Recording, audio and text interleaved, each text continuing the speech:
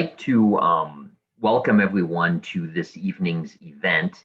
My name is Mike Cullen. I am a cardiologist at Mayo Clinic. I am going to be co-moderating this event with Dr. Carmelo Panetta, who's at the University of Minnesota. This is our annual Minnesota ACC Fellow-in-Training Job Search and Interview program.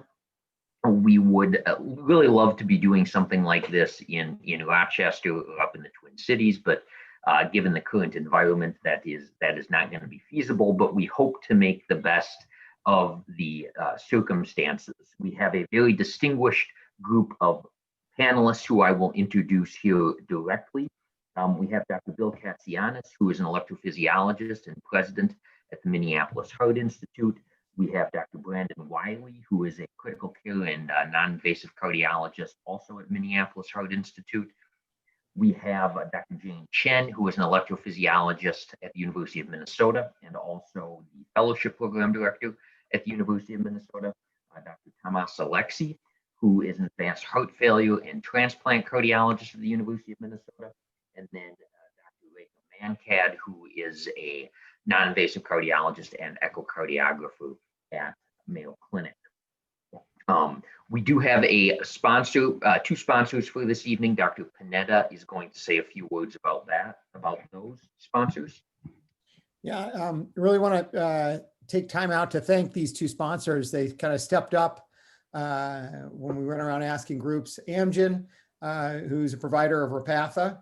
It's a wonderful, great addition to our armamentarium to tackling coronary artery disease and preventing stroke and heart attacks with their PCSK9 inhibitor. And Radix Devices, it's a small startup that's centered here in the Twin Cities. They provide the Stand-Tall, a sheath extension, and a Steridian, a radiation shield. Both of them are used in the cath apps for both interventional radiologists and cardiologists and electrophysiologists. Yeah, that's great. Thank you, Carmelo. We certainly appreciate the support of the sponsors. You can see on this slide the agenda for this evening. We're going to wrap up introductions here in a bit, and then we will move to the panel discussion. We will wrap up the panel discussion by 8 p.m. The panelists will be available in breakout rooms after if you'd like to chat with people one-on-one. We also realize that two guys are on stage in Nashville talking to each other tonight. That may be of interest to some of you as well. So we will try to end the official session at 8, but the panelists, many of them will be able to hang around a little bit afterwards, and you can chat as privately as you can on Zoom in the breakout rooms if you'd like. So feel free to stick around for that. We'll also be monitoring the chat line, so feel free to leave any questions or comments on the chat line. Dr. Panetta and I will keep an eye on that. Is Dr. Smalley on the call? He just said he's having a little bit of trouble getting in. So he said, go on ahead and he'll kind of jump in later. We can maybe have a little discussion from him. Great. Yeah, Steve Smalley is the governor of the Minneapolis chapter of the ACC. We'll give him a chance to say a few words when he joins. So I'd like to begin the panel discussion of the portion of the evening now. And I'd like to ask each of the 5 panelists if they could describe the path that led them to their current position, and maybe talk a little bit about what they think made them an attractive candidate for the position they currently hold when they were going through the job search and interview process. I'll start with Dr. Katsiyiannis because he's the first one I see on my Zoom window here. Yeah, so the path to my job in the early 2000s, as I think all the panelists will recognize, electrophysiology was a hot ticket. And so everyone was looking. And really the path for me wasn't trying to find a job, it was trying to find the job. And I think that should be the goal tonight. What's the right fit? I've been blessed that the first has been the only, and it doesn't always work out that way, and not to anyone's fault, but for my case, I got lucky. And I looked at incredible number of factors, and I interviewed at an incredible number of places, probably in the teens, because there were so many jobs available. And I didn't land on the job until it really, a bell went off and said, boom, that's the right fit. And I know we go through life like that, and we just know when it's right. And we know when it's all the pieces just aren't there. And I know we'll get into specifics later, but my path was clear. So for me, I was looking for a hybrid. Universities didn't give me necessarily the academic slant that I wanted. Many universities at the time were looking for workhorse electrophysiology and weren't really going to dedicate the clinical research time. Private practices weren't necessarily going to give me the growth potential. So my path led me to Minneapolis because the group I ended up with had just, for me, the perfect blend of that academic feel, that private high volume feel, and the ability to kind of toggle between the two, that I didn't have to commit necessarily to one or the other, but I could float between the two. I guess the last piece that I didn't recognize at first, but it also gave me the opportunity to grow as a leader and to develop other skills that I had no idea that I had an interest in until I was put in the right setting. So in a nutshell, that's how I ended up here in Minneapolis. Great, thank you. Thank you, Dr. Katsiyiannis. I will turn next, Dr. Chen, maybe you could say a few words in response to the same question. Okay, great, thanks. This is not my first job, unlike Bill. But I have had more than one job, but not too many. This is actually my third job, and compared to other Minnesotans, I guess I'm relatively new in the town. I'm actually started my career at Washington University in St. Louis, where I had this wonderful fellow called Bill Katsiyiannis that I work with since he was a fourth-year medical student. So it was a great position. I trained I did my medical school at WashU and did my residency at Barnes Hospital. And then I went to Boston to do fellowship. And so when WashU called and they were looking for somebody, I was looking for an academic place to start with. And so it was perfect. Like Bill said, everything felt right. And I went back. I was there for 15 years and directed the EP fellowship program for about 8 of those times. I didn't set out to be a fellowship director. It just sort of happened. It was something that I saw an opportunity was there. I remember showing up for conferences for the EP fellows, and it was a little bit chaotic. And I just thought, well, I'm going to see what I can do about that. Just sort of jumped right in and did it. And when they were looking for a fellowship director, they had asked me to do it. And that really gave me some good experience from there. And then from WashU, I had an opportunity to go down to Orlando to help open a brand new VA hospital that was being built there. So it was a completely different sort of experience, which I was really happy to get because I did get a lot of different things that I never thought I could be doing, and really enjoyed it. And then when Minnesota was looking for a cardiology fellowship director, honestly, I said, I don't know anything about being a general fellowship director. I know what EP fellows want, but really not general fellows.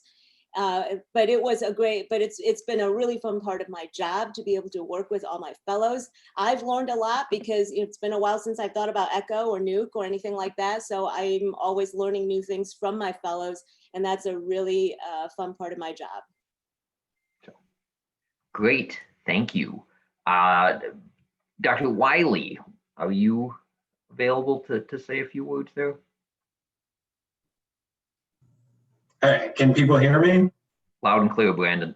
Outstanding. Yeah, so I guess my, how I ended up where I am now, this is my second job. I was at Mayo and then transitioned to Minneapolis Heart Institute. And I got both positions actually the same way, and that is through meeting people and connections.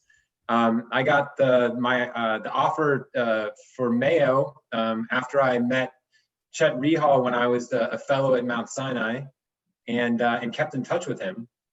And he was interested in cardiac critical care at that time, And I was sort of the ugly duckling of my fellowship, as I was the one that was going off to the NIH to do critical care. And we kept in touch. And then when I finished fellowship, he brought me out to Minnesota. And then I actually met Bill through this event, I think about 1.5 years ago. And then he recruited me up to the cities. So, for me, it's been about, always talking to people, always interacting with people. You never know where your next opportunity will come from. This cardiology is it's a relatively small world.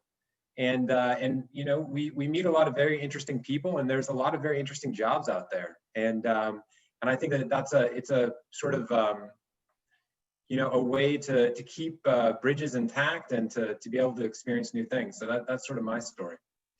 Great, thank you, Brandon. All right, Dr. Tamas, Alexy, if you could say a few words about your story thus far.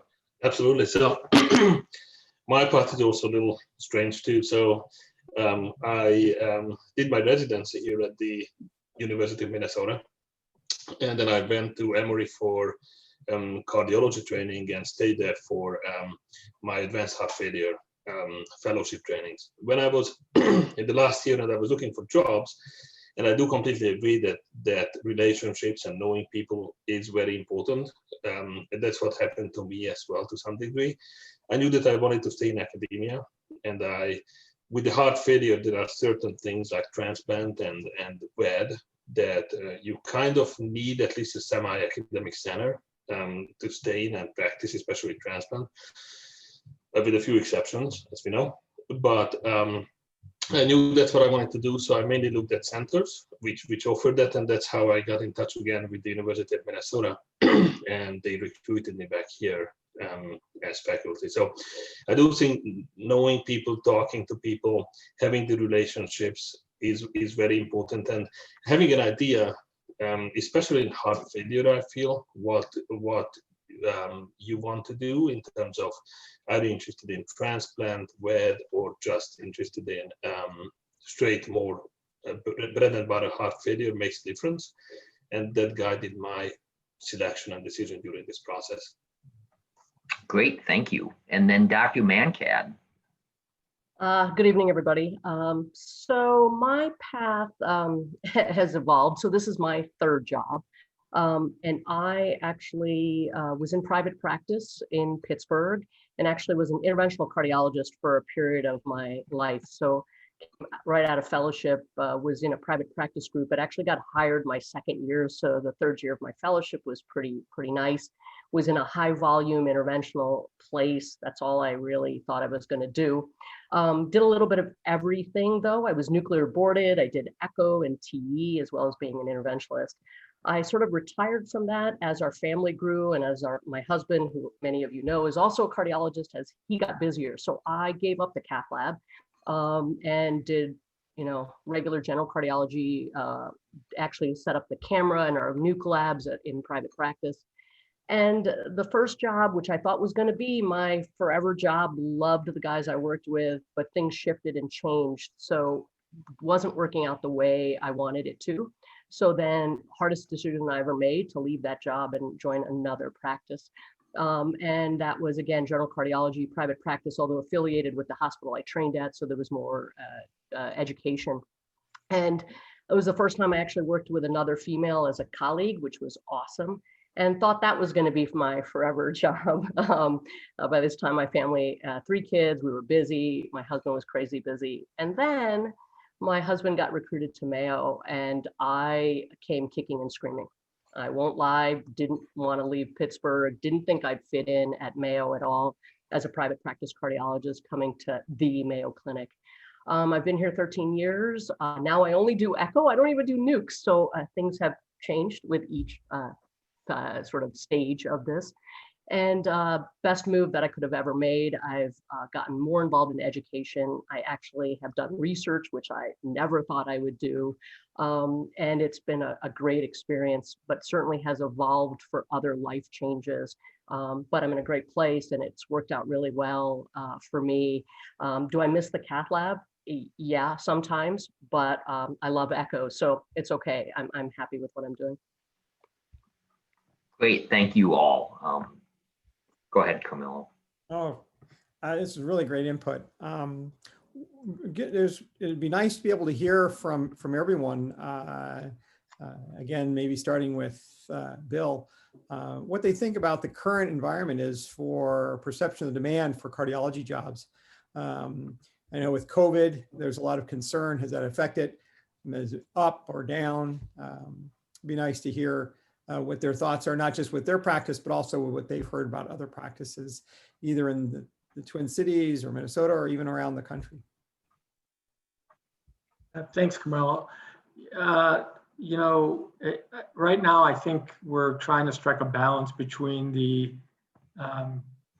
economic panic of health systems, and it's real. They have significant hurdles, and the reality that all pandemics end, and that we have an aging population, and the demographics say that we currently have a shortage, and the shortage of cardiologists will just continue to get more extreme. And so I think most of us are taking a long view here, that in the short run, maybe there's some more hurdles to jump over to grow your practice and to continue to fill in the needs of cardiovascular specialists. So the hurdles are there, but taking a long view, absolutely, we need more workforce. We need more of our specialty. And I would encourage everyone to stay confident and positive about the future. Look for the right job, find the right job. It's there. It's there still. Great. Tamas, just again, you're on my list going from left to right. Well, from your standpoint at the University of Minnesota, I'm not at the University of Minnesota. I'm with UMP, but over in the east side. There in the academic setting, do you look at jobs? Do you hear about jobs? What's the word on the street, so to speak? The word on the street is that maybe Jane can talk a little bit more to the general cardiology side, to be honest, at the university. But I think overall, we definitely are looking for people, and for the heart failure world especially, we hopefully we will have opening, and we are looking into hiring at least one, hopefully two colleagues the upcoming year or two. So I completely agree. I think there's jobs out there, and it's going to be difficult on the short run. I completely agree with that. But ultimately, I think finding the right job is very important, and you just might need to wait a little bit longer in this current environment. But I do think it's out there, and it will be out there. Rehka, you were just talking about how you transitioned from private practice to academics. You kind of have an insight from both views. And do you get emails from people back in Pennsylvania saying, "Hey, do you have fellows that are be interested to come out?" Yeah, I would say the other Dr. Mankad gets more of those, because he was both at University of Pittsburgh as well as Allegheny General. So he gets a lot of those. I actually get it from other colleagues around the country. I recently got an email from a colleague in Boston that I've met through the Echo World. So yeah, so I'm getting emails about jobs out there, and talking to some of the fellows that are on their sort of about to graduate in the next year, or those who just did.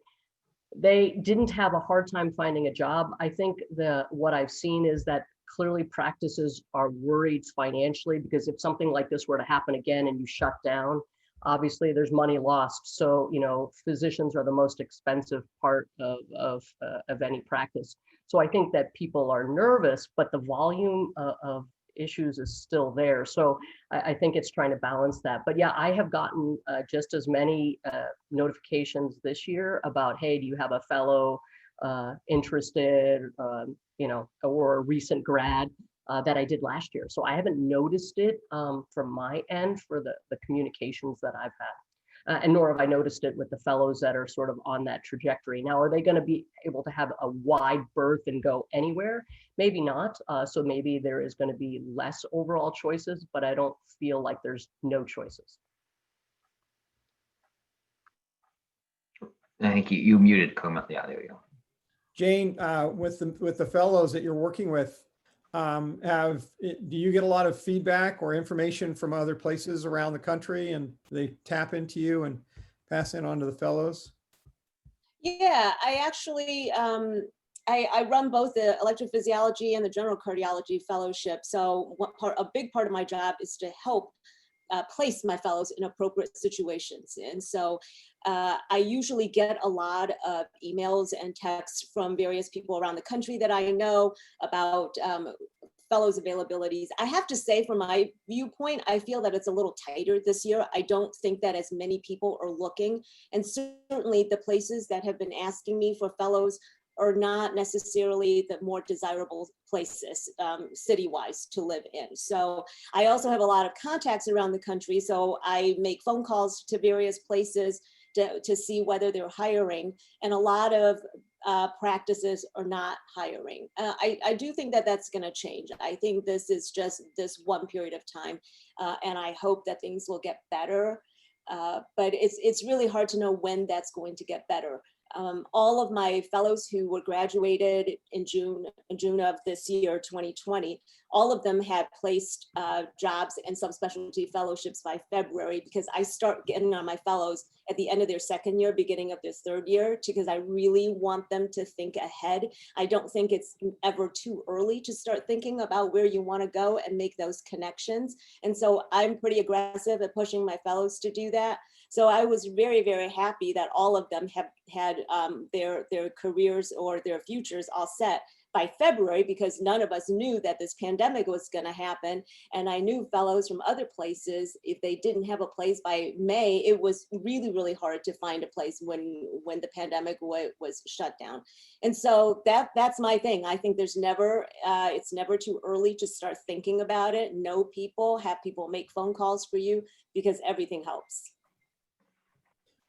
That's great. Thanks, Jane. Brandon, I also went to Sinai for my residency, so it's nice to hear someone else from the tri-state area. You had the understanding of the big city versus more of a rural area when you looked around. Have you got any feedback from people in the on the East Coast about job hirings? Yeah, no, it's a good question. I'm not actually an East Coaster, I'm a Californian. I actually did my internal medicine in San Francisco and then my cardiology in New York. But you know, a lot of the people that I worked with and then the fellows afterwards, what I actually have been in, you know, it's interesting you would ask. I've been in contact with one or two people who have made the decision to do research during this period of time, and actually kind of step out of the job market search and use this period of time to dive into some research and got research positions. One at the NIH where I was before. And so trying to use this period of time as a personal growth opportunity, and then to wait, you know, for the right job offer, because things have gotten tight. I think that's the truth of it. And you know, sometimes in a situation like this, it's a good time to do something where you can, you know, grow a little bit personally and maybe even broaden your career a little bit. So at least with those two people that I've talked to, one doing imaging research in New York and the other one doing some basic science at the NIH, it's just ways that people are able to get something positive out of the situation when there's a little bit of negative as well. So that's my 2 cents on it. That's great advice. Yeah. Thanks everyone. That's really helpful for the fellows to hear. So Dr. Chen, you touched on this a little bit, but to the panel as a whole, when do you recommend fellows start to begin looking for jobs? Is first year too early? Is second year too early? Is third year too late? Is there a sweet spot? How do you recommend they approach that? And I'll let anyone jump in. Go ahead, Dr. Well, Chen. I've already said as early as possible, but obviously you got to wait until you know what you want first, and that doesn't always come right away. I think as the fellows start narrowing down what areas they're interested in, I think that that's when you start thinking about it. And certainly fellows change their minds, and that's totally fine for them to change their minds about what they want to do. But I think as soon as you really are locked in about what you want to do and the kind of environment you want to be in, then start talking to people and get a sense of what you really want to do. Is it okay? Is it better to do academic? Do you want to do a hybrid like what Bill's doing? Do you want to just do a clinical thing? Think about where you want to live, and then think about your decisions with your family, because most of us don't make decisions just for ourselves. We make decisions based on everybody else around us and what is not just good for us, but what is good for the whole family. And that needs to be taken into consideration as well. So a lot of discussions go into this, and it's just never too early to start thinking about it, I think. Great. Brandon, you've gone through this process recently. When did you start looking for your first job out of training, and how did you go about that process? Yeah, it's a great question. So I think as Dr. Chen mentioned, I started early. I'm sort of someone that talks to everyone, and so when I was at the NIH doing my critical care fellowship, my first job offer came when I was on call at Washington Hospital Center. Where I was just talking. I was the ninth guy in the intensive care unit, and sort of surprised one of the people that I knew how to do a TE, and then it was explained to him that I was a cardiologist, and we started talking, and they were like, "Hey, we have an opening here. Do you want to just work here?" And it was just that sort of thing where I didn't really honestly know exactly what it is I wanted to do or where exactly it was I wanted to work. And so what I did is I just talked to people. I talked to everyone I could and asked questions about what people were doing and what practices were like. And really what I was looking for was a connection with a group of people that I would enjoy working with. So, it wasn't something where I was like looking for ads. It was more where I was just talking to people that I'd come across or I'd met either at conferences or in the hospital or wherever. And trying to build a network like that. Because that sort of thing helps you for the rest of your life. These are people that you'll talk to when you're making decisions later on in life, and that you can rely on to the next time you're looking for a job, for example, because it's a process and life changes and different things happen. So that's how I kind of went about it. My first job, that's what it came out of it. When I got hired at Mayo, like I said, it was from an interaction I had with Dr. Rehka as a fellow. And I just kept that relationship intact for 3 years, so that's how. That's great. Yeah, thank you. All right, Dr. Alexy, did you want to add anything to what Brandon and Jane had to say? Yeah, no, I absolutely, I completely agree, and I think the personal relationships are really the key. I think for fellows, it's a little bit more difficult with the pandemic and that we don't have the meetings, which really gives the fellows and the forum to meet these people and be in contact. But I think it is also important that we are also here. So if somebody has an idea what they want to do or where they want to go, I think we are always happy to help and make that phone call and put a good word in and put someone in touch at a place where they think they would want to go. For myself, what I found, and this is mostly probably pertinent for the heart failure word, but I'm researching early. What I found is at the end of my general fellowship, I was starting to look around jobs and see what's out there. And really what I found in the beginning, earlier in my heart failure fellowship year, I did find that I got many offers from more private places or private groups. And as the year went by, I did get more offers from academic centers and academic groups. And maybe when I asked why is this, they said the academic centers need a little bit more time to figure out their hiring and their money, and they usually run behind, I think, more private places. So that was my general experience, that those offers tend to come in a little bit later. And in general, I would say they started to come in after or around December, timing wise. Okay, great. Rehka, do you have anything else to add? No, not really. I think that there's so many factors that go into it. So early is certainly key, but it kind of depends. You know, your first year, you might have no idea what you want to do. So you don't want to start looking haphazardly. If I mean, you know, you want to do more subspecialty. So I think once you sort of get a sense of what you want to do, it's not bad to look around. But, you know, I think the networking is the key. I think, you know, a lot of us sort of want to stay at the place we are training at because that's what we know. And so there's always that draw of the place you've trained at because you kind of know everybody, they know you. But obviously, realistically, that's not going to happen for a majority. So I think recognizing that, hey, my place is great, but I got to keep my eyes and ears open. Obviously, if you have a significant other that's in the medical field, that has to be taken into account about how that works out as well. You know, some fellows come in saying, hey, I'm definitely going back to X because that's where my family is from. And so they're kind of geared to that. And the key is to sort of keep in contact with people there. And, you know, when you're able to network in person at various meetings, I think that's critical. There's so many fellows that have come up to me during the years at various of these meetings.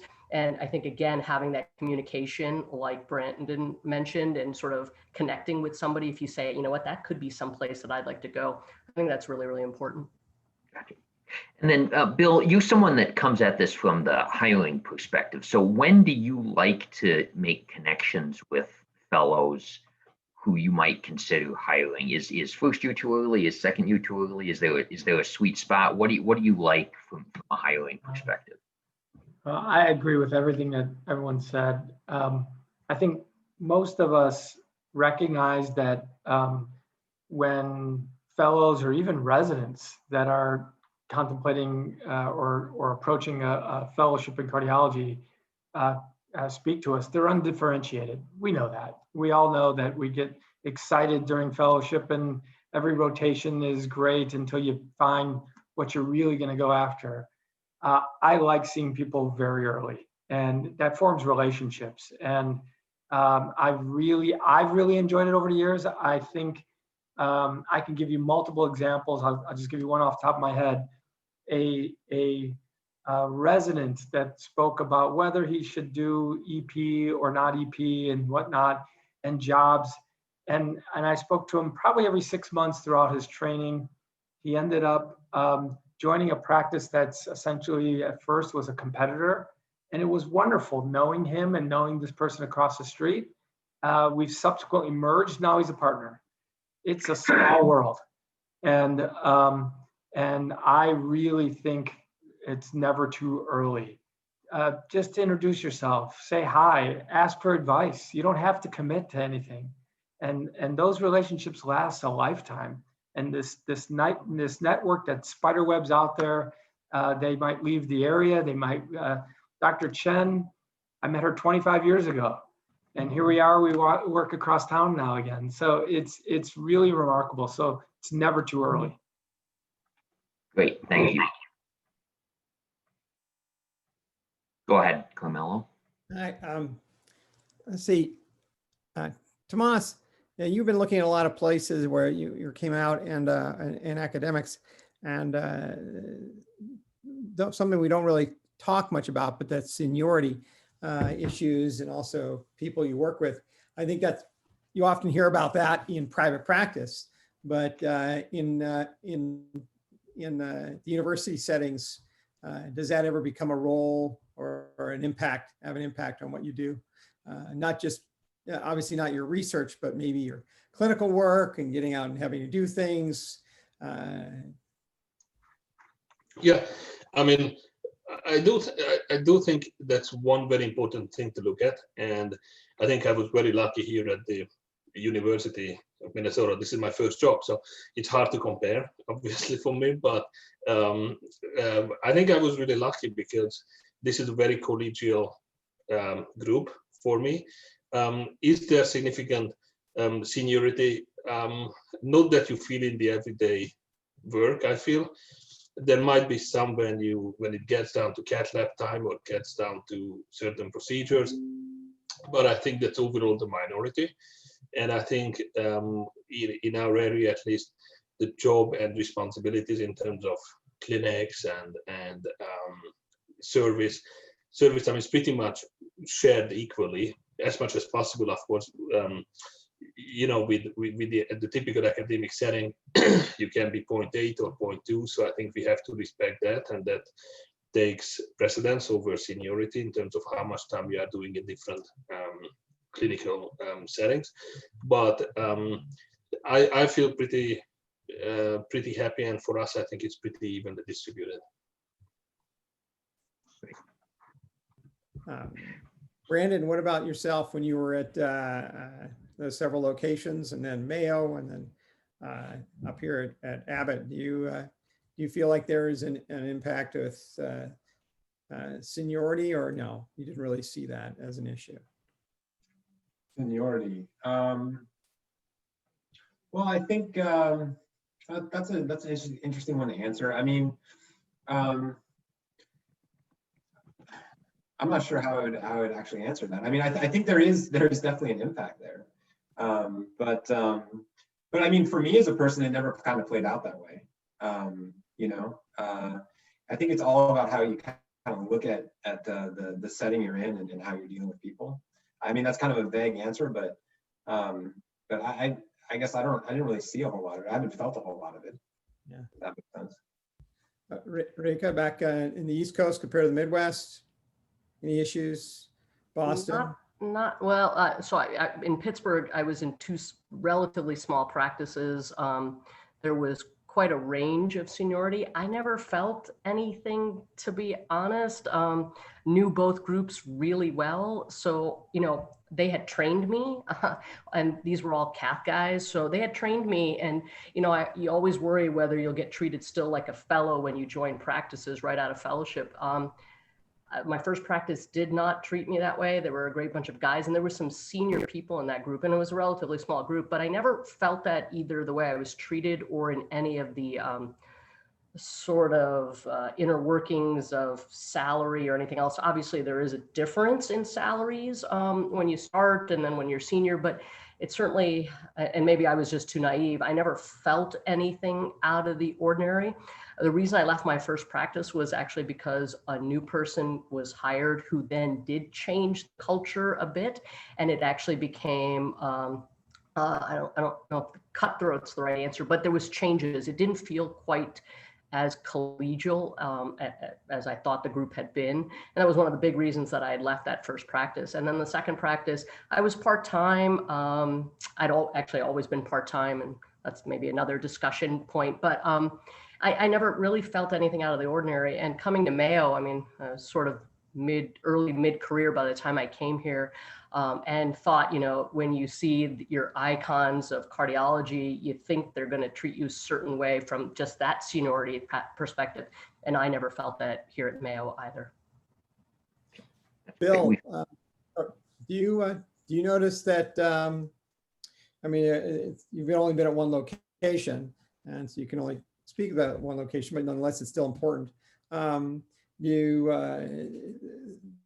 There's I presume a seniority, but it's probably similar to most of the groups here in the Twin Cities in regards to a short ramp up period. Yeah, we absolutely refrain from trying to be anything pyramidal. So there is depending on coming out of fellowship or coming out of an experience, when we hire you, there's a short period and then everyone's the same. So absolutely, we flatten it after you make partner, and partner is somewhere between 1 and 3 years. Got it. And Jane, there at when you talk to the fellows and you give them advice, do you talk to them about, you know, pluses and minuses about locations in regards to the ones that advise or push a seniority process, and how long that seniority process should be? I don't really talk to them in those terms, because I have to say, you know, I've never been in private practice, so I'm not really sure how that works out.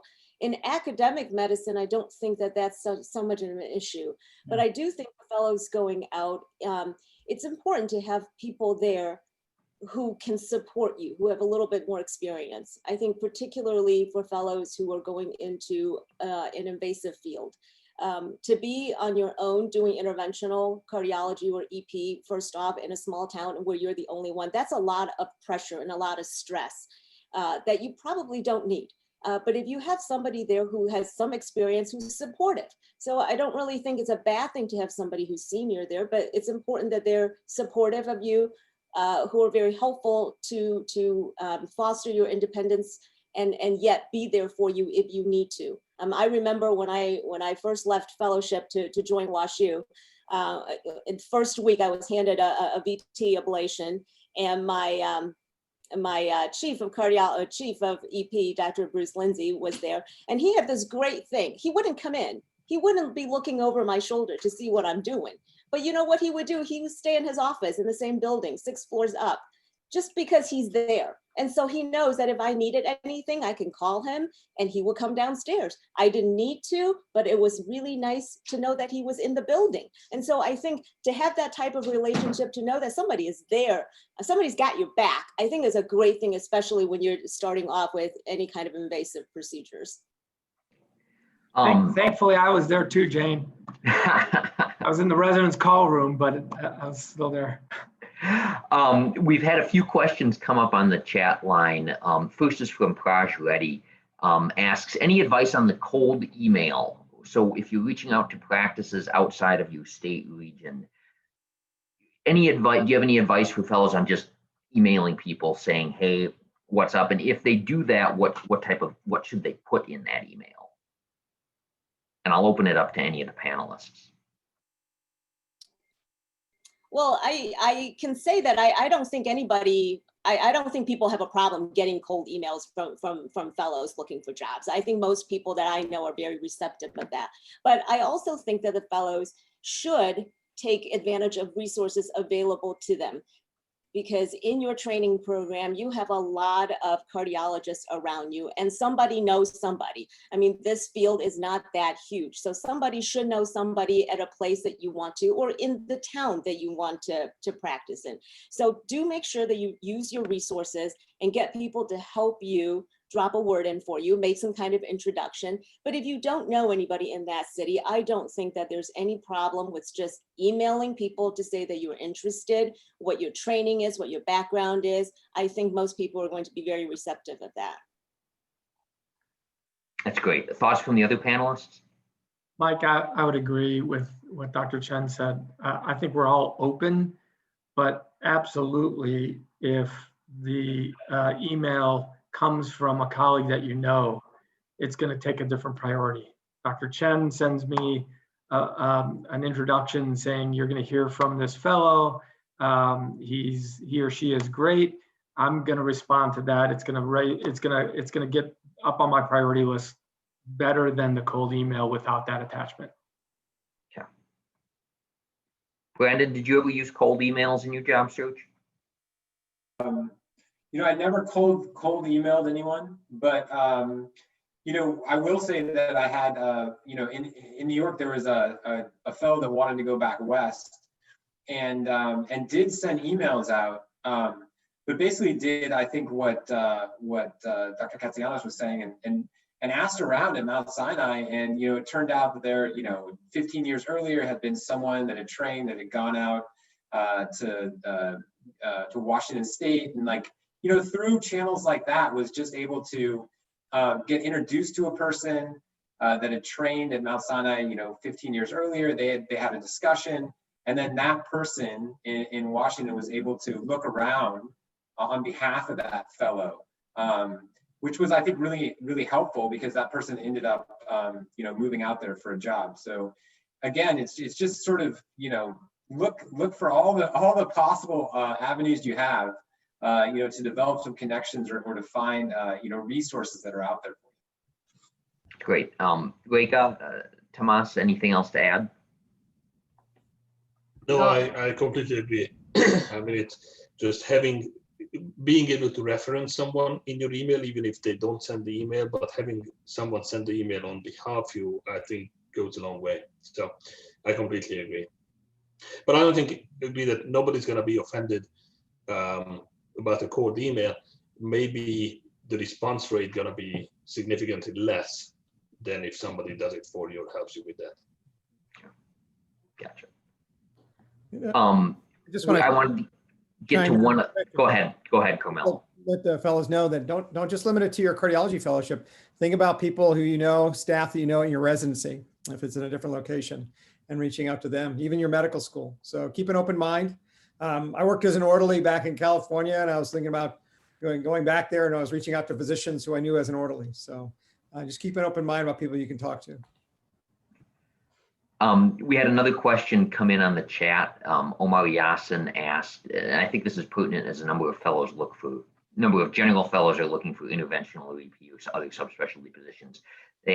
Omar was asking, do you think it's important to choose a subspecialty fellowship in the area you may want to practice afterwards? And is this something to bring up during subspecialty fellowship interviews? I'll toss that to Dr. Chen first, given her role as an electrophysiology program director. So I definitely do not think it's a necessity. I don't think it hurts you, because you do, as Brandon had said, you do get to know people around town, so they know you and it's easier.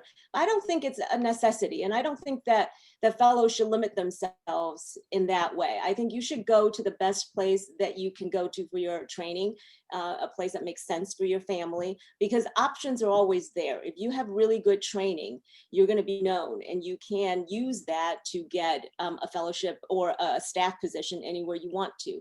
So I do encourage the fellows to be a little more adventurous, especially since they are young and yet unencumbered for the most part at that age, to try different things, because I think that as we get older, making those changes become harder to do.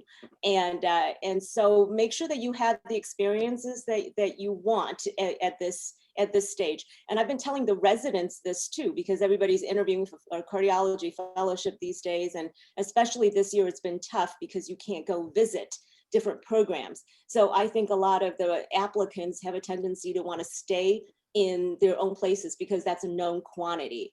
And I'm trying to advise them, take a chance. It's okay. Fellowship is 3 years. It's a very, very short amount of time in your life. Take a chance, because you might get to find out something that you never knew you could love so much. So that's my advice. Great. Thoughts from the rest of the panelists on that, on training, doing your terminal training in an area where you ultimately want to practice. I mean, Brandon, maybe you can speak to that, because you were fellowship in New York, but then went down to DC. Yeah, I mean, so, and I wrote a little blurb, I think, about that. So, I mean, my view is this, and I can just speak personally to this. I went to medical school in Philadelphia, did residency in San Francisco, did fellowship in New York and DC, and then moved to Minnesota. And through all that, I was married to a woman, and she's still married to me. God bless her. So I think that, I personally, I went for the best program for me. And that's how I prioritize stuff. And luckily my wife was, flexible enough to make it work for her too. But there's a balance there. And I think Dr. Chen said, and then what I took out of that, and this is the way I looked at it, is that training is a finite period of time. That is your period of time to really explore everything you want to and really grow as a cardiologist. Get that first, it's like a rocket ship. You just take off during that period of time. And so, I'm someone who wanted to go to a place where I could, explore the most things and do the most stuff. And then, always felt like, well, there'll be another opportunity somewhere else. I want to go and see something else.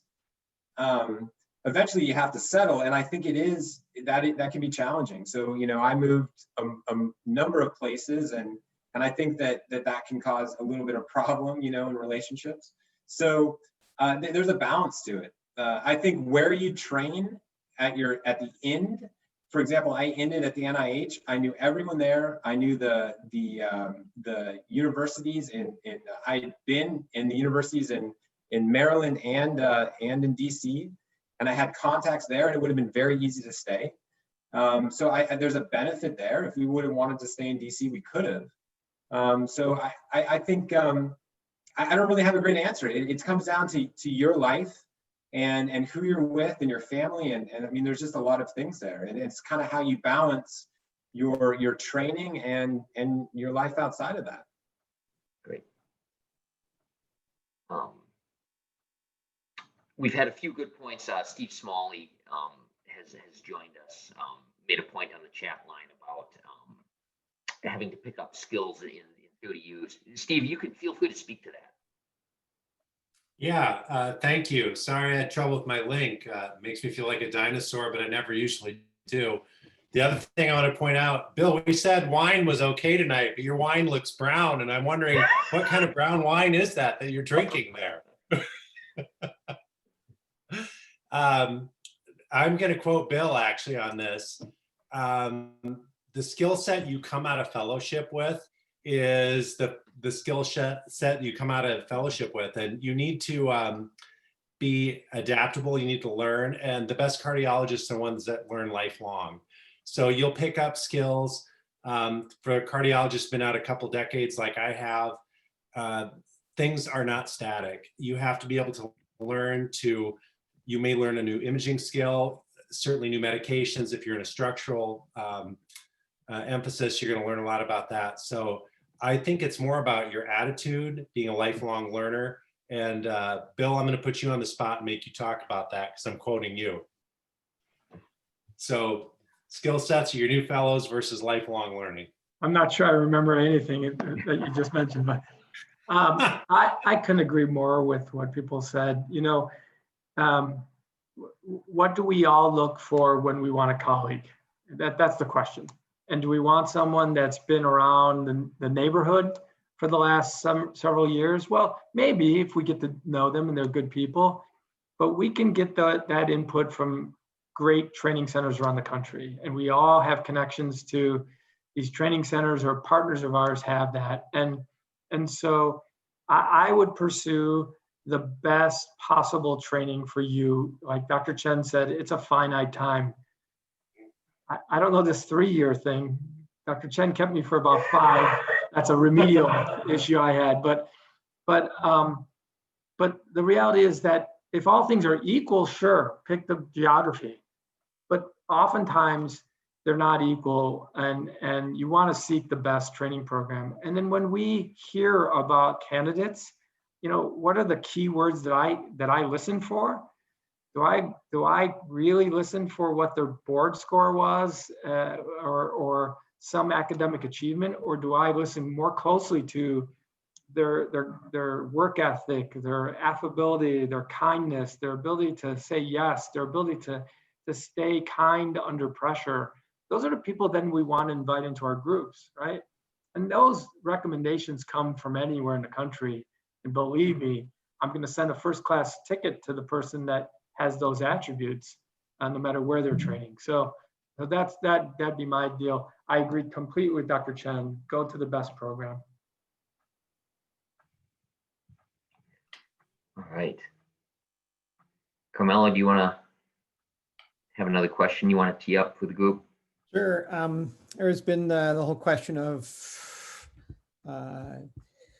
looking at non-competes. Some people bring it up. It's here in the Twin Cities, it's in all the contracts, and good and bad. It probably is not as relevant today as it was 20, 30 years ago with small private practices, because your patients kind of stay generally with the insurance carrier tells them to go. But it does impact where a physician goes, because if that group sets a non-compete, it can affect where they're going to go afterwards, if they are going to go afterwards somewhere. You know, if they want to, they're going to, considering if it doesn't fit, where else they're going to go. What do you think, Jane? What do you talk to at university settings? There's generally not non-competes, but do they ever talk to you about this? Yeah, so I agree with you. I don't see that as much of a problem as, let's say, 10, 20 years ago. And I know that when I was at WashU, so I did not sign a non-compete. I've never signed a non-compete, but I've had colleagues who joined the group in an academic setting who've signed non-compete clauses. So I think the very first thing to know about that is non-compete clauses can be broken. Now, it's a pain in the neck and it may cost you some money, but it can be done. And so don't think that that's the end all. But that being said, I would probably defer to maybe Bill or maybe Rehka, because she's been in private practice, to see what the non-compete situation is like. What do you think, Renkat, Bill? So yeah, when I never had a non-compete, my first job was no contract. It was a handshake. Second job did not have a non-compete. So I never had to deal with it, although I heard about it, and I do know of somebody who I worked with who couldn't leave a job within Pittsburgh to go to another place because of the non-compete. Well, not that they couldn't, the hassle was going to be huge, and actually the institution said they would fight it. So they elected to not go through that process. So, but I have not heard about that, at least with anybody that I've spoken to about those details. But I think if you do start talking about non-competes and contracts, I think, getting somebody to review that contract and getting some legal help with contracts, they can get very wordy. They're in private practice. There's stuff with the malpractice coverage and tails, so that if you leave the practice, how are you covered? If something happens with a patient in that practice that sues you, but you're now in a new practice. So there are some details there that get kind of, you won't know anything about it. And if you've trained at a place where people don't work with contracts, there's not a lot of discussion about that either. So I think that getting somebody to look at a contract is not an unreasonable thing. We never did that, but I know of several colleagues back when I was sort of completing training and sort of that about 10 years ago, that was the verbiage in a contract can be very, very difficult to understand. So it's not unreasonable to have somebody look at that to make sure that, again, your hope is that the job you join, that's the job, that's going to be forever. Doesn't always work out that way. And if you stay in that same city, you just want to make sure you cover all your bases. Yeah, just one sentence on this, because I don't think I signed the non-compete. I actually don't remember, but I don't think I did here, to be honest. But I know this was a big deal in Atlanta, where I trained, where most of the fellows who stayed in the cities in Atlanta proper, where most of the hospitals were located, they did have a non-compete clause, because we discussed their contracts. And I do think in these settings, it's important to have a lawyer look at that, and I completely agree with that, because you can often fight it, and maybe you can't find a complete non-compete even before signing the contract, but you might be able to fight the duration, or in Atlanta it was the radius from the hospital, how wide of the area where you can't take a job. And I know that some of my co-fellows did fight that successfully, reducing from like 20 miles to 15 miles or 12 miles, which doesn't seem much, but in Atlanta proper, that was a lot, because it opened up a lot of opportunities. So I think from that aspect, it's very important to talk to someone about it. What do you think, Bill? Well, this is a really complex topic, and it has a lot of individual issues. So what I'd say is I agree with Carmelo, your perspective, and Jane, your perspective, that the whole importance of non-compete. First of all, I have a non-compete, and my group all have non-competes, all of my partners. And the importance of that has dwindled over time, like has been pointed out, because you can't just go across town and carry your patient panel with you. It doesn't work that way anymore. They're all health system based or insurance company based. So the importance for us, as everyone on this call, has really dwindled. However, in health systems, there is still value to some specialties. Cardiac surgery might be an example, an outlier, or neurosurgery, or some kind of unique, singular people in the health systems that are very valuable. And the problem with non-competes in health systems is, yeah, you can try to fight it, but it sets a precedent that the health system just doesn't want to go down. And so I can just tell you, we do not, you can offer me a lot of money, but we won't go down that path, because if we do, it's going to make it more difficult the next time. So what I would advise, like it's already been spoken to, is although nothing in our contract is negotiable when you get an offer from our practice, it's really important to look it over with someone that knows contracts and a legal person. Even though there's nothing negotiable, you need to know what you're signing. You need to know what that non-compete is going to hold you to. And then it gets really individual. For example, if I'm interested in, like Dr. Alexy, interested in cardiac transplantation, well, look, there's only 3 places in the state that I can go. So if I'm signing a non-compete in one location in the Twin Cities, I know they're not going to hold me not to go down to Rochester. So the non-compete, it doesn't matter? Probably not. The radius probably won't matter.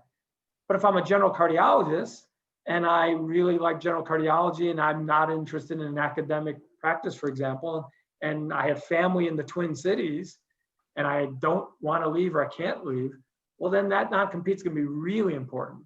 And I can't just go across town unless I really know what I'm signing. So I think it's going to be really an individual decision, and I would strongly advise professional help when you're looking at the contract. So Carmelo and Mike, I just want to add a little something to that. I think Bill hit the nail on the head. It's individual. It depends on the skill set.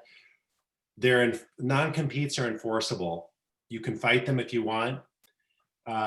You might be a bit of a pariah if you fight it in a small community, because as Bill said, the health systems have a lot riding on that.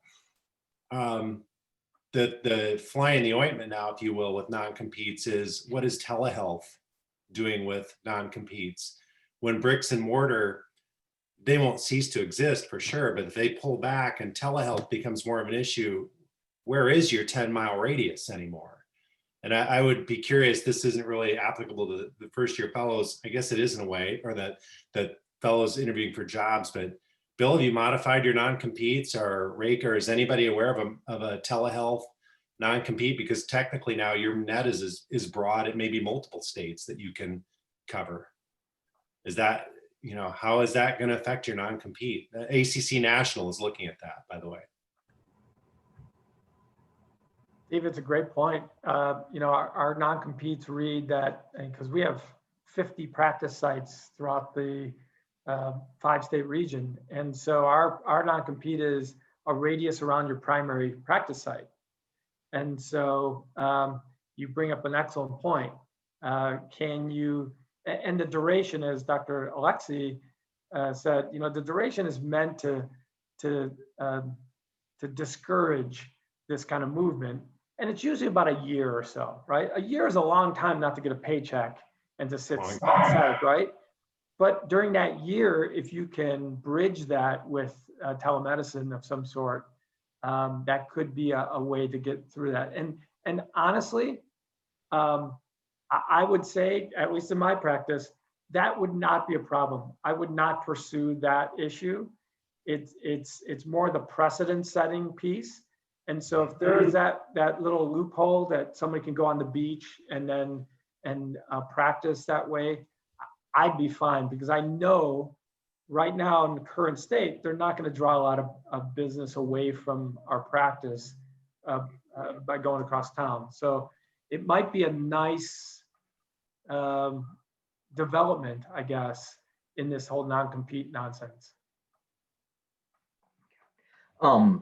We've had a number of, as we see more and more women enter medicine and women enter not necessarily cardiology, but other medical specialties, we've had a number of dual physician couples. I know some of you are part of dual physician couples. How do you recommend that physicians who are looking for a job with their spouse or significant other at the same time approach the process?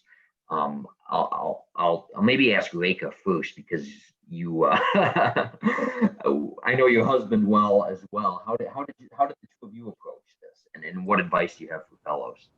Yeah, and it's a great question, and we never really talked about it, to be honest. When we went to Pittsburgh, we never really talked about where we wanted to settle. We didn't have a place that we wanted to be. We were both from Ohio, so Pittsburgh was close.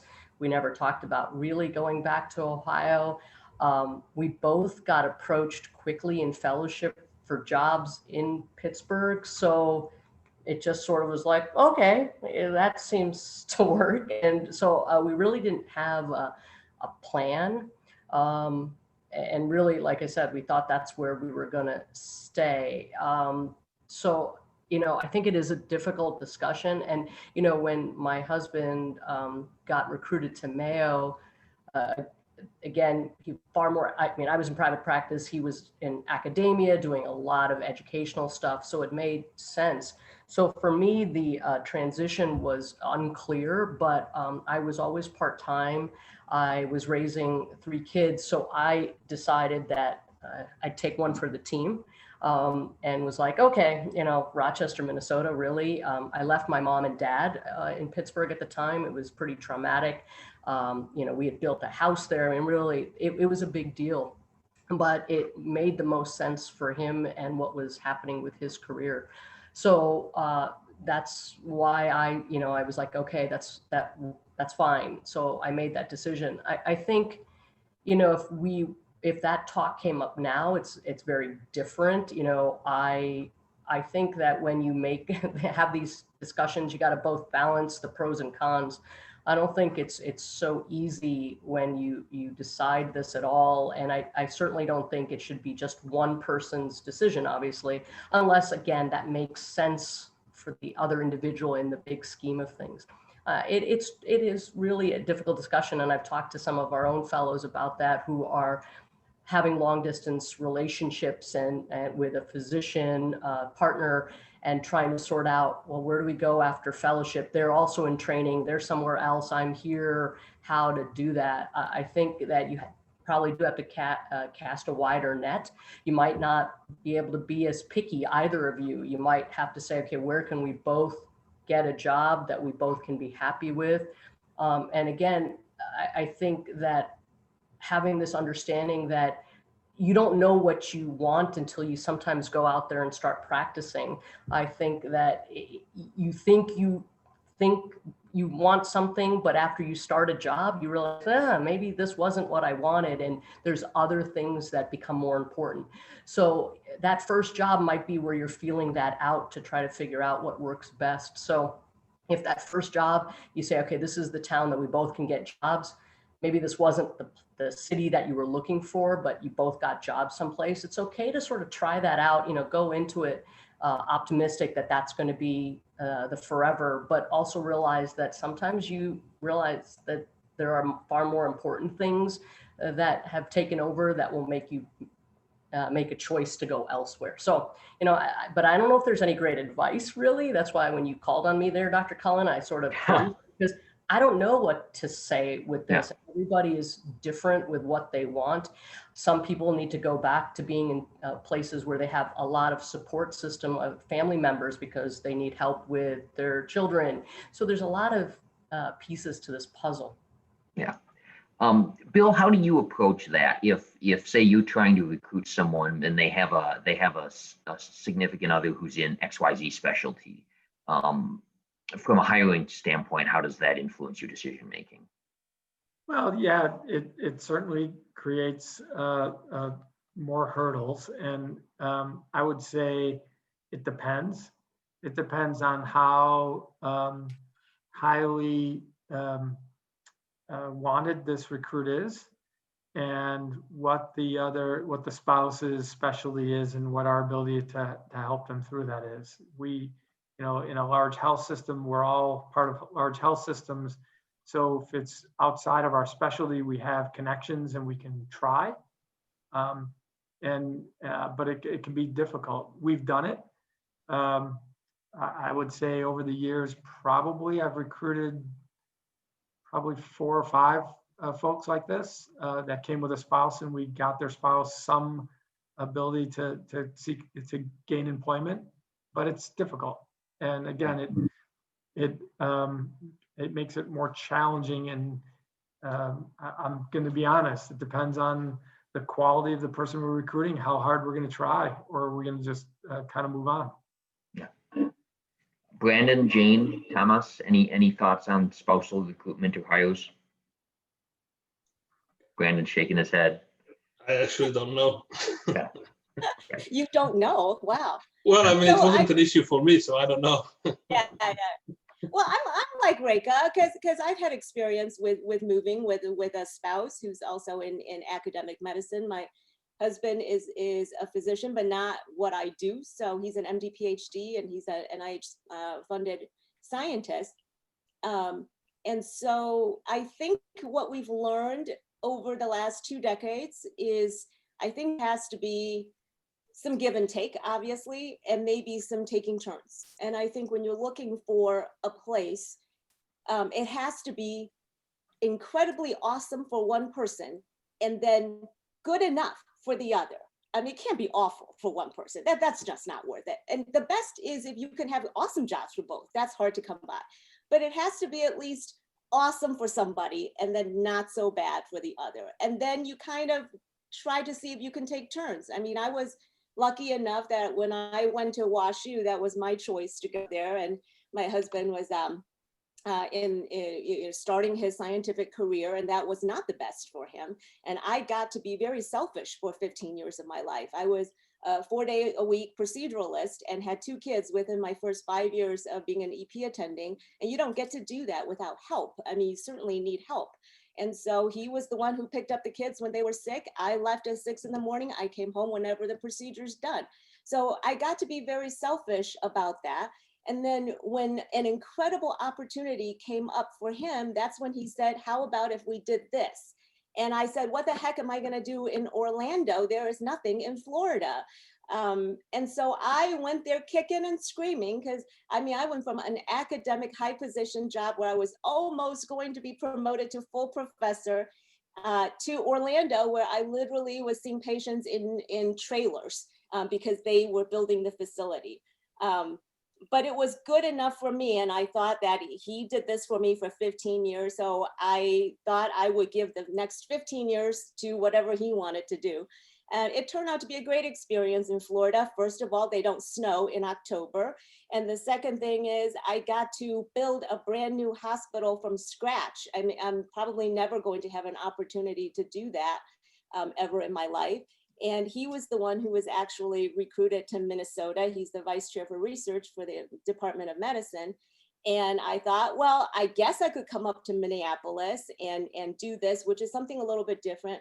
But I think every job that I have taken, I've learned something new. And I think that's what keeps me going. Just trying something new, learning some things learning something about yourself that you didn't think that you could do, and just finding a niche for yourself. And it takes a little bit more work, but I think if you open up your mind and try new things, I think it can work out pretty well. We have about 15 minutes left. Carmelo, maybe you want to address some of the chat questions? Yeah, there's a train of questions going on the side, very helpful. And there's a lot of questions about staying local and how it impacts, how COVID has impacted along with the mergers.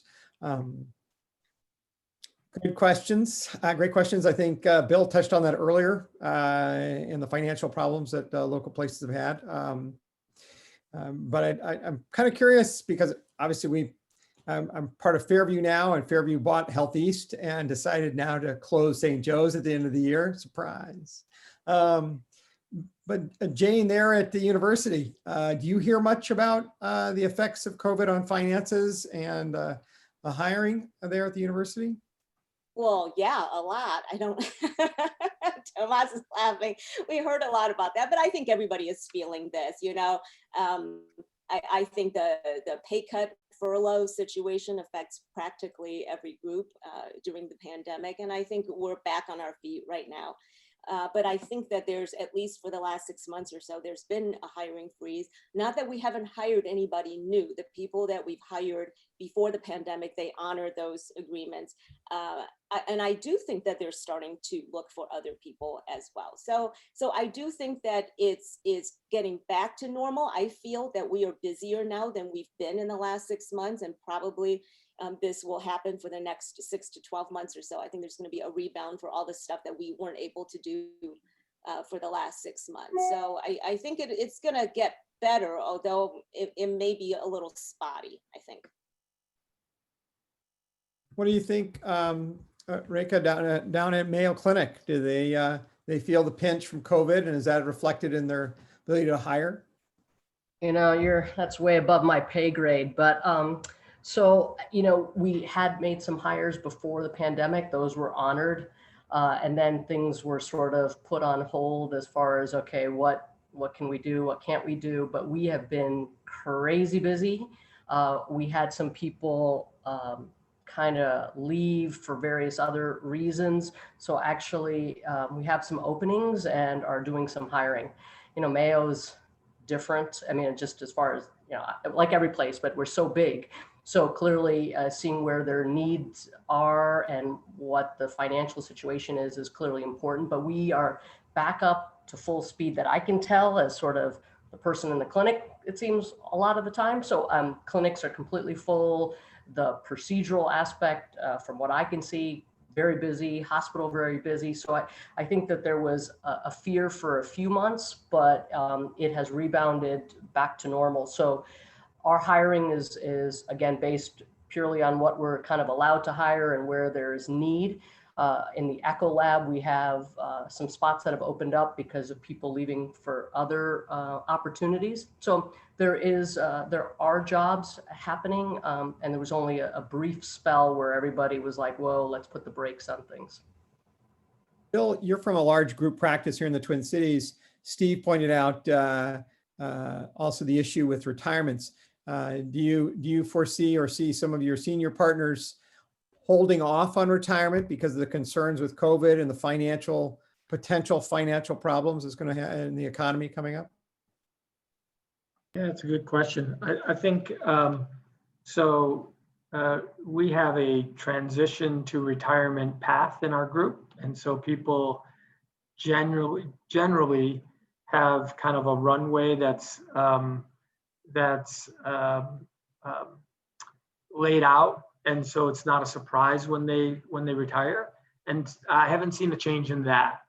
And so we've just had at the end of the year we'll have 2 people retire, and next year we'll have another 2 that are planned. I think to what everyone said, I think it's going to be schizophrenic here a little bit. I still believe strongly that the medium and long-term view is we're all going to grow and we're all going to continue to hire and have needs. Healthcare economics depend on procedural surgical volumes. And that's what happened in the beginning of the pandemic. Procedural volumes went crazy low, and healthcare systems paid the price for that. If we look across to Wisconsin right now, in Milwaukee, I think there are hospitals that are now postponing elective procedures. So we may be on a roller coaster, and I agree with Dr. Mankad. You know, we're back to 100, 110% right now, but I can see ICUs filling in the next couple of months, and we may postpone elective procedures across the board. And all of a sudden, there's going to be these freezes on hiring again as a response to that. And I'm not an economist or a CFO. I tend to look a little further than the next quarter. So I think those reactions are probably, in my opinion, not all appropriate, but that's probably what we're going to face. We're going to face this roller coaster of schizophrenic behavior of hiring freeze, hire, freeze, hire, until we get back to some kind of homeostasis of normal. So I bet we go through it one more time, probably in the fall, winter here. And then probably 2021, we level off again and get back to normal course of business. We have just a few minutes left. I do want to get to one more question on the chat line, and maybe I'll have Brandon and Tamas address this. And so there was a question that came up about the importance of research. Brandon, maybe I'll have you go first because you've been in a few different organizations. So do you think that research and fellowship makes you more marketable for a job from either an academic and a non-academic position? Yeah, I mean, I saw that question. I think there's two answers. I'll say that when I was at Mount Sinai, Dr. Fuster told me that your profile, your credibility in the academic world are your publications. That's what he looked at. His big thing was, if there's a lot of abstracts and no papers, I'm not interviewing that person. That's a quote from him. And you know, he's an interesting guy, so take it as it is. But I think in the academic world, you know, that's your credential. You're going to do research in a lot of places. In a private practice world, I think it's different. You know, I was a scientist before I went to medical school. And when I went to medical school and I trained, I said I would never ever do research again that I'm not interested in. And when I left fellowship, I had like 4 cardiology papers to my name. That was it. And I landed at Mayo. And then I published a lot in my first couple of years in Mayo, just because I got interested in stuff. So I don't think you need to pad your resume with research. That's a waste of time.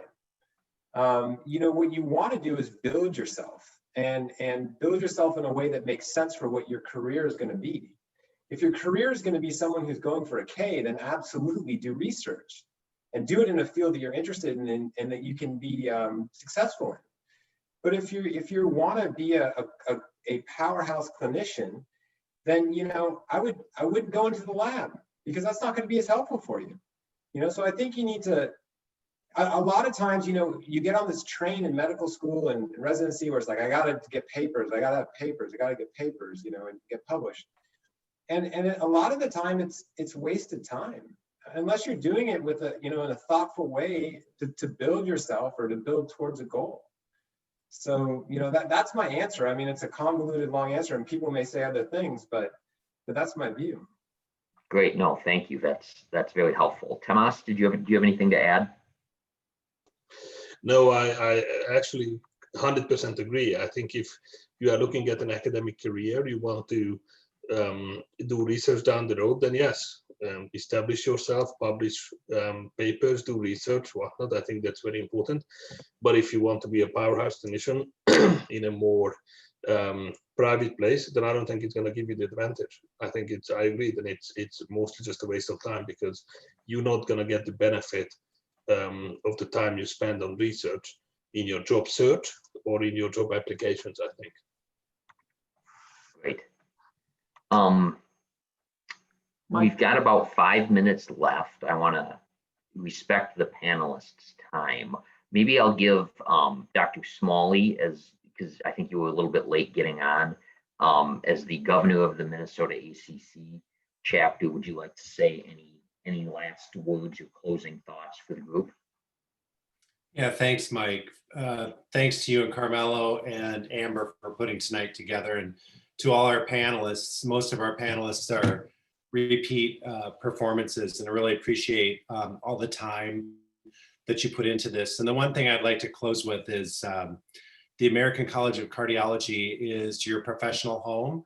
So to all the fellows who are out there looking for jobs, number one, congratulations. You have a great career ahead of you. There's going to be demand. They need you. So you're going to find some great jobs. Stay with the American College of Cardiology. It is a great professional home, and we put together things like this. It's the leader in scientific research and education, in advocacy. So lots of things come from the college, and just make sure you stay with that and pursue being an FACC. I also just want to thank all our panelists and again, Mike and Carmelo, for being the givers that are showing up tonight and so many nights for just sharing of your own personal lives with really no other intention than helping people out, these great new fellows that we have. So makes our profession great. It's really a wonderful career. It's a vocation, helping others. It's a outstanding way to help our patients through a career in cardiology. And so just want to say thank you and a great job. Well done. Great. Thank you, Steve. And I would also like to thank Amber from the Minnesota ACC. Amber, wave to everyone. Thank you for putting this on. This would not have happened.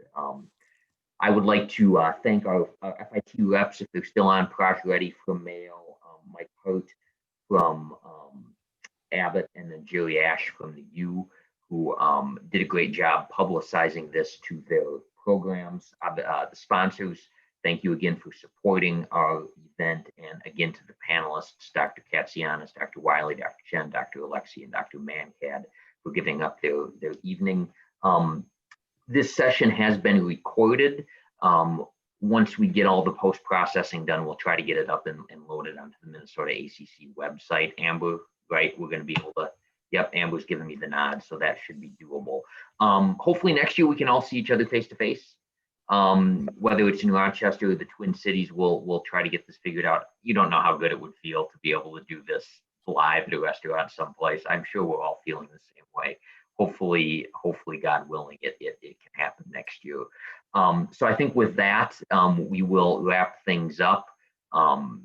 We will have the panelists hang around for a few minutes if they can. If you have to sneak off, that is totally fine.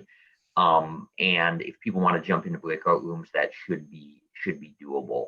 Obviously, if no one jumps into the breakout rooms, then panelists